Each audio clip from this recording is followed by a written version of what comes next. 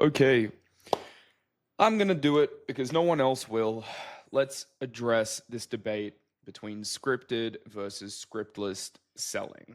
Okay, it has been something that has been talked about on and on. It's the hype of the sales world right now, and it's kind of doing my head in, if I'm honest with you. So in this video, we're gonna get to the bottom of it: scripted versus scriptless. What's real? What's BS? What should you be doing? Let's dive straight in.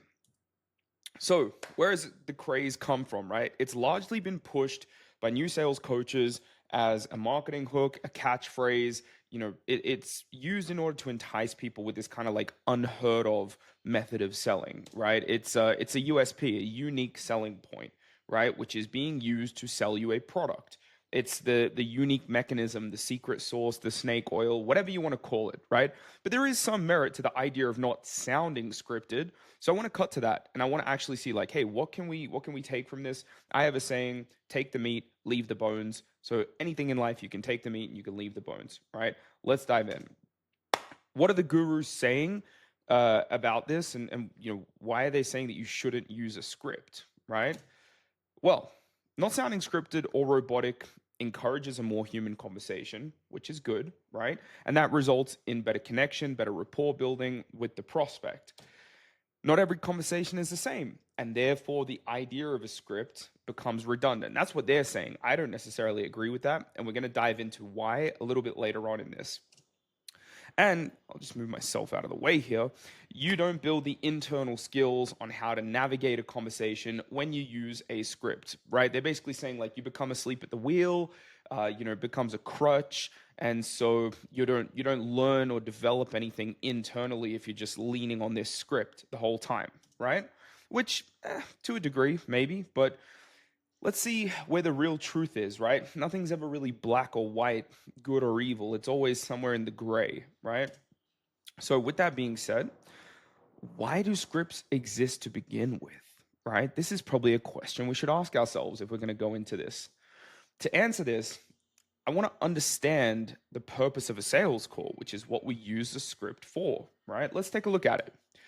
In a sales call, we're trying to understand a prospect's situation relevant to a particular problem they're currently having, right? I wrote all of this. I'm super proud of it, by the way. I hope you are too. Give me a gold star on the badge. Um, this is done with the intention of exploring whether our business's solution, the business we're selling for, whether it's a fit for them.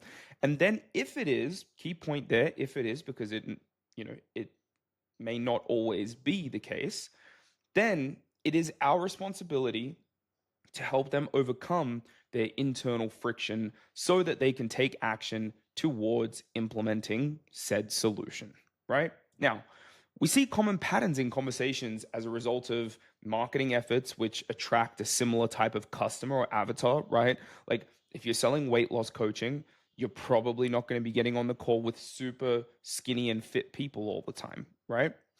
Now, we only sell to humans. I don't know about your offer. I've only ever been on offers where we sell to humans. So we see similar objections and tendencies across the board because humans are all more or less built in similar ways, right? Now, I know you can like dive into the semantics and be like, oh, what? And everybody's different. Yes, I get it. But all humans feel either fear or pride or the same sort of from the same bucket of emotions, right? We're all built from the same stuff. And so, in order to navigate all of this effectively, especially for someone who might actually be new to the role of working in sales, there needs to be some degree of guidance. Like, they can't just be thrown in and be like, yeah, just have a conversation and go for it, right? And so, this is where the scripts come into play. Now, let's tackle what should actually be at the center of this conversation. How do you actually use a sales script? Okay. This is something that I think is widely misunderstood. And this is something that I want to do my absolute best to shed some clarity on for you guys. Okay. Here are three frames that I'm going to give you for how to think about correctly using a script, right? Now, the first one, we're going bowling. Okay. This is like a really nice visual to look at. I mean, not this visual right here, but the visual I'm about to show you to look at how you can use a script. This is your bowling alley, right? Now, you got, your ball, which you bowl here at the beginning. And then you have the pins at the end, which is like where where it's headed to, right? It needs to travel in this direction in order to accomplish its goal. Now, the way that I look at a sales script is it's basically these guardrails here on either side of the lane, okay? It stops the ball going off to the right, to the left, and completely missing the objective, right? But there is some space in between these rails for the ball to travel side to side. Now, in a conversation, your conversation may not always be super linear and direct. However, the script serves as these guardrails that stop you, randomly going off and talking about other topics or just completely getting lost and spiraling off into outer space. Okay. So that is, in my opinion, how the script works. But these guardrails are not like just the width of the bowling ball either. There's that space in between, and that's the movement which we're going to talk about a little bit more here in just a sec. Now, in terms of the script, the second one I want to look at is why do actors use scripts, right? Why do these guys have them? Okay, why don't they just have scriptless acting scenes? The way that actors use scripts, and I'm talking from a tiny bit of experience, right? I had a tremendously failed acting career. I probably did acting lessons for about 1 to 2 years when I was like in my teenage years.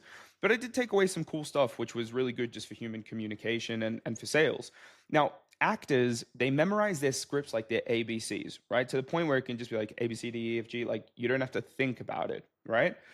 Doing this allows you to focus on how you say things, right? They need to focus on how they're delivering the scene.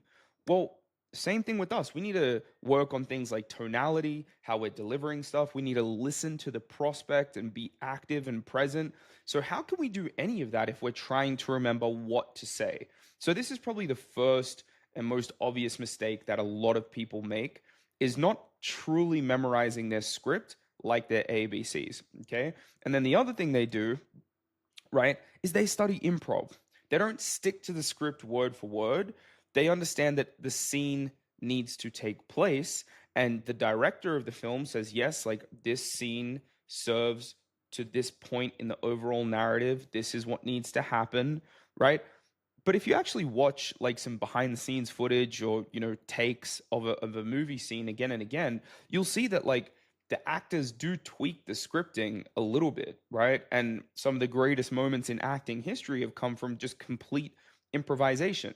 So I also am trying to abandon this idea that a script should be followed word for word for word without exception.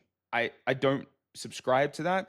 I think that it's more about understanding, okay, what is the general consensus of the conversation, and then you can just kind of float within that as long as you're serving the same purpose, right? Again, that room between the rails and the bowling ball.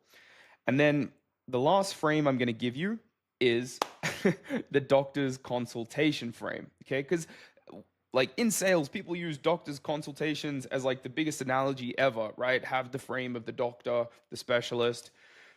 But it's true. Look, every patient, think about it like this, every patient may come into a doctor's office with a different illness or injury, yet every consultation gets carried out in a similar manner, right? Think about it. First, the doctor's probably going to greet the patient when they walk in the door and build a bit of rapport with them.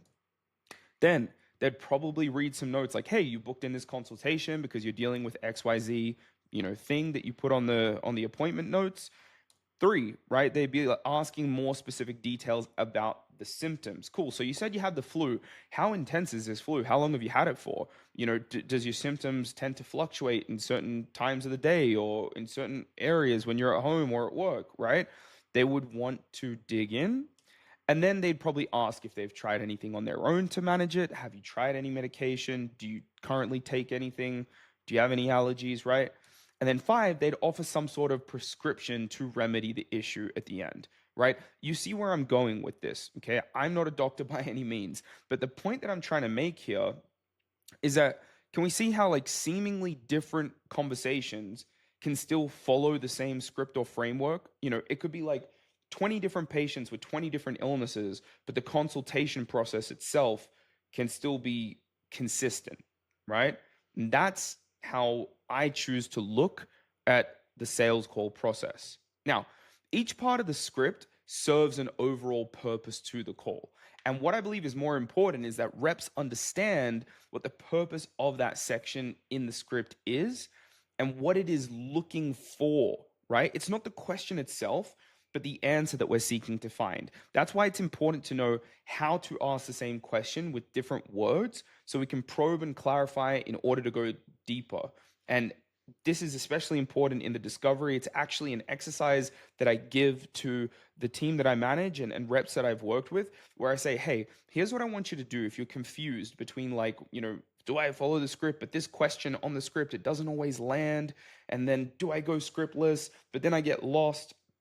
What I actually encourage people to do is write out the question, like whatever the question may be. If it's, the North Star question when you're opening your discovery, which is like, um, like, hey, what was it that I guess got you wanting to explore building this business further, right? Let's just run with that example. Well, like, write down 5 other ways that you can actually ask that same question that gets you to the same outcome. Because that outcome, like what we're digging for, that is the most important part of this whole thing. So, you could say, like, what was it that caught your attention in the first place to get to, like, to want to explore building this business further, right? Then we could say, like, oh, what was it that sparked your interest to want to explore starting a business? What was it that what was it that you saw that made you stop and want to dive in? Like, so many ways that you can ask it. And the reason that that's important is because you might need to ask it in a certain way for one type of person, or in a certain way for another type of person. Or, if somebody doesn't answer your question directly, you might need to re-ask the question, but you want to be able to re-ask it in a new way so that the conversation doesn't feel like it's redundant, right? So understanding what that part of the script serves is much more important than just memorizing the question, right? Going back to the acting example, it's much more important for the actor to understand, okay, this is the scene where, like, he breaks up with the girl, and that really shows that he's in love with the other girl in this movie scene. It's important that he understands that that is what needs to be conveyed to the audience, that he's like in love with somebody else, not that he just like reads word for word the script and just stays super like robotic with it. Okay. Now, let's cover what not to do when using a script, and also why scriptless selling, the idea, why it actually sells, and why sales coaches have been successful pushing this notion, right? Scripts get a bad rap because they're used by people like robots. They're, looked at as like a cure-all. Hey, if you just say what's on the page, you'll make the sale, right? When that's in fact not the case. Scripts also can make a conversation seem combative when the sales rep disregards a prospect's question or statement to just pursue asking the next question in the next, in the sequence of the script. So that's another point where people kind of muck up, is like they won't actually stop, acknowledge that the prospects asked something, have a little chat about it, deal with that, and then dive back in. They'll just sort of push it to the side and keep going. 3, scripts can be poorly written, right? Maybe you just have a shit script in front of you. That won't really help you much with selling, but it's a reality. And then 4, inexperienced sales managers, they might actually enforce you to follow a script word for word, which leads to, again, the previous issues that we've discussed, sounding robotic, being combative.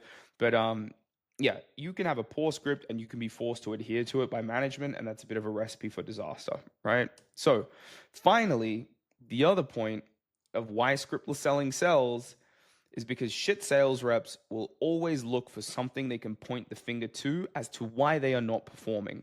And someone feeding into that by telling you, hey, it's not you that sucks at sales, it's your script that's holding you back, right? Well, you get the point, right? There's obviously an agenda behind that. And to a certain extent, you kind of become the product, okay? So ultimately, right, long story short, memorize the script back to front so you're not trying to remember what to say.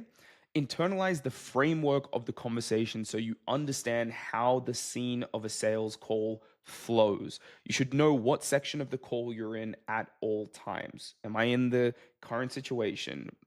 Past attempts, goals, right? Don't be a robot. So you need to use tonality, use that space between the railings to dance with your prospect on the call, right? Don't be rigid to the script, make it human. And you do all of this by practicing a shit ton, okay?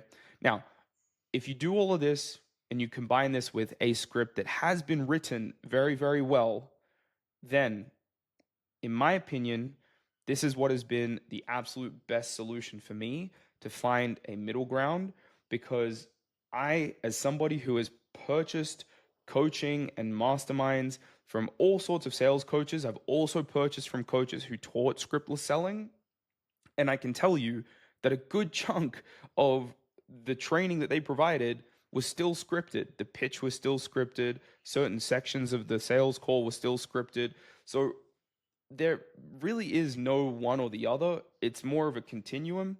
And I would say, like, the happy place really lives in the middle. Having a good framework, but humanizing it and knowing how to dance and freestyle a little bit between the rails. Yet the ball is still traveling from point A to point B. We still keep the conversation flowing in the direction that we want it to go. That is my take on the whole scripted versus scriptless selling debate. Let me know what you guys think on your end.